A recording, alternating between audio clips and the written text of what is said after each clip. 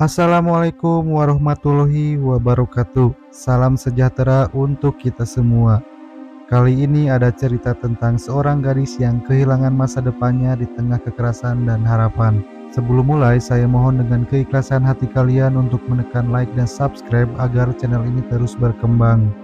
Bagi yang beragama Islam, mari kita tulis sholawat kepada Nabi Muhammad di kolom komentar agar pengetahuan yang kita dapat menjadi berkah dan dihitung menjadi amal yang bermanfaat. Bagi yang bukan muslim, silakan tulis keinginan yang belum terwujud di kolom komentar. Karena keinginan yang kita tulis berulang-ulang, maka jalan menuju impian akan terbuka lebar.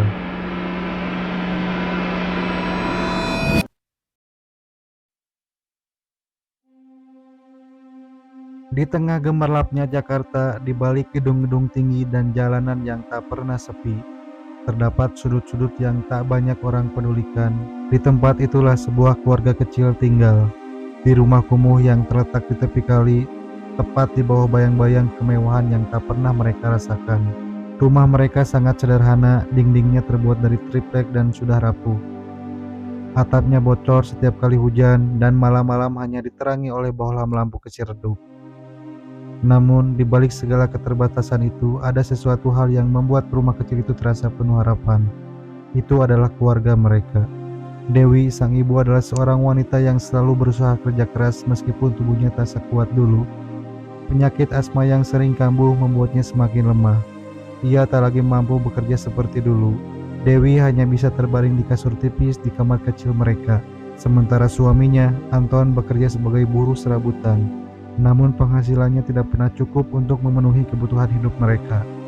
Lila, putri mereka yang berusia 14 tahun, adalah satu-satunya sumber harapan. Gadis muda itu cerdas, rajin, dan selalu berusaha untuk tidak pernah mengecewakan ibunya. Setiap pagi, meskipun langit merasa gelap dan jalanan basah karena hujan semalam, Lila selalu berangkat ke sekolah dengan semangat. Sepatunya yang sudah usang bahkan seringkali berlubang, tetapi ia pakai dengan bangga. Dia tahu bahwa dengan pendidikan, dia bisa mengubah nasib mereka. Lila selalu tersenyum lebar setiap kali berangkat sekolah, meski hati kecilnya tak pernah berhenti merasakan kesedihan. Setiap langkah yang ia ambil di jalan yang berlumpur itu terasa berat, tapi dia selalu mengingat kata-kata ibunya, "Jangan pernah berhenti berharap. Selalu ada jalan jika kita berusaha." Namun di balik senyumannya yang cerah, Lila menyimpan banyak luka dalam hatinya yang tak pernah diceritakan pada siapapun, sebuah rahasia kelam yang harus ia simpan rapat-rapat. Malam hari di rumah itu selalu menjadi waktu yang penuh ketegangan.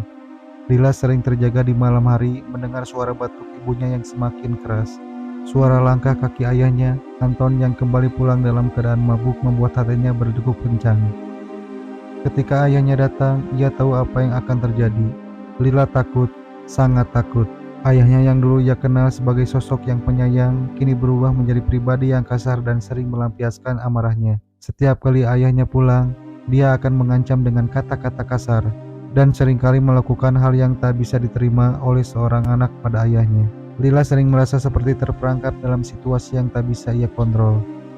Dia tak tahu harus berbuat apa. Setiap kali mencoba melawan, Anton akan semakin marah dan memukulnya. Namun, dia tidak bisa menceritakan semuanya kepada ibunya, karena Dewi sudah cukup menderita dengan penyakitnya. Lila merasa harus menjaga ibu dan tidak menambah beban pada wanita yang sudah lemah itu.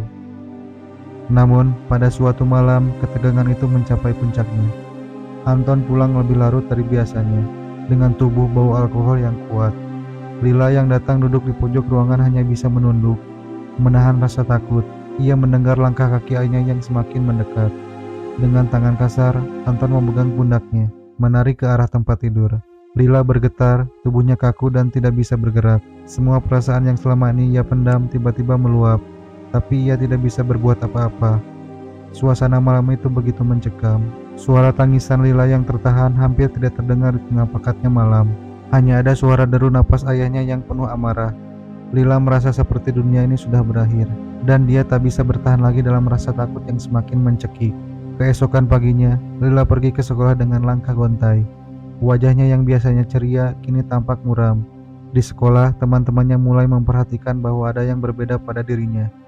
Nilai-nilai mulai turun, ia sering terlihat melamun dan tidak fokus untuk pelajaran. Setiap kali ia duduk di kelas, pikirannya selalu kembali pada malam-malam gelap itu. Di luar, ia berusaha tersenyum tapi hatinya terasa begitu kosong. Suatu hari, saat Dewi bertanya apakah ada sesuatu yang salah dengan Lila, wanita itu bisa merasakan ada yang tidak biasa dari anaknya. Lila yang biasanya ceria dan terbuka, kini lebih banyak diam. Wajahnya tampak pucat, matanya sayu dan bibirnya gemetar setiap kali berbicara. Dewi merasa cemas namun tak tahu harus berbuat apa. Lila tak bisa lagi menahan beban yang begitu besar. Pada malam itu, ketika Dewi sedang tidur, Lila tak bisa menahan beban yang begitu besar. Pada malam itu, ketika Dewi sedang tidur di sampingnya, Lila akhirnya menceritakan semua yang terjadi di rumah mereka. Dia menceritakan tentang ayahnya yang sering pulang dalam keadaan mabuk dan melakukan kekerasan padanya. Dewi terkejut dan terpukul mendengar cerita itu. Selama ini, dia tidak menyadari betapa buruknya keadaan di rumah mereka. Dewi hanya menangis tersiak, merasa bersalah karena tidak mampu melindungi anaknya. Setelah kejadian itu, Lila memutuskan untuk melapor ke polisi. Meski hatinya berat, dia tahu jika tidak ada tindakan, kehidupan mereka akan semakin buruk. Anton akhirnya ditangkap dan diproses oleh pihak berwenang. Namun, meski begitu, Lila merasa tidak ada yang bisa mengembalikan kebahagiaan mereka. Setiap malam, ia terus dihantui oleh rasa takut dan trauma. Tidur yang dulu selalu menyenangkan, kini menjadi mimpi buruk yang terus menghantuinya. Lila merasa semakin tertekan. Dia merasa tidak bisa lagi bertahan hidup dalam situasi yang begitu keras. Ia merasa hancur dan akhirnya memutuskan untuk menarik laporannya ke kantor polisi, berharap bisa menghindari lebih banyak kesedihan bagi ibunya. Dewi yang sangat mencintainya tak bisa lagi menghalang keputusan Lila. Di suatu malam yang sunyi, ketika semuanya tanpa kening, Lila menulis sebuah surat pendek untuk ibunya, bisa lagi bertahan, dan berharap ibunya bisa mengerti alasan dibalik pilihannya. Surat itu ia letakkan di meja kecil di samping tempat tidurnya.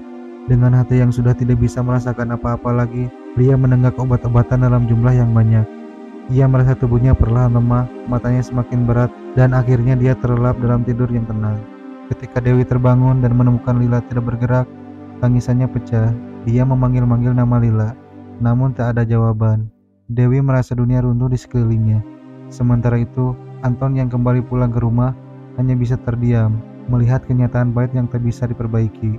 Kini, Anton harus menghadapi penyesalan yang tak bisa dia hindari.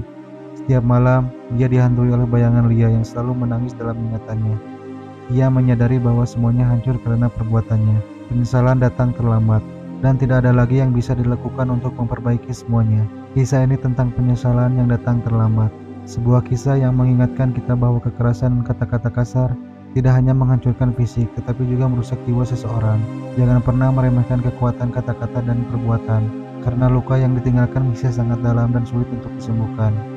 Meskipun cerita ini menunjukkan sisi gelap dan kekerasan domestik dan trauma yang bisa ditimbulkannya, penting untuk diingat bahwa ada harapan. Tidak ada yang harus menghadapi kesulitan ini sendirian. Banyak organisasi dan layanan yang dapat memberikan bantuan. Jangan ragu untuk mencari pertolongan. Ingat, perbuatan dimulai dengan keberanian untuk berbicara dan mencari jalan keluar. Anda tidak sendirian.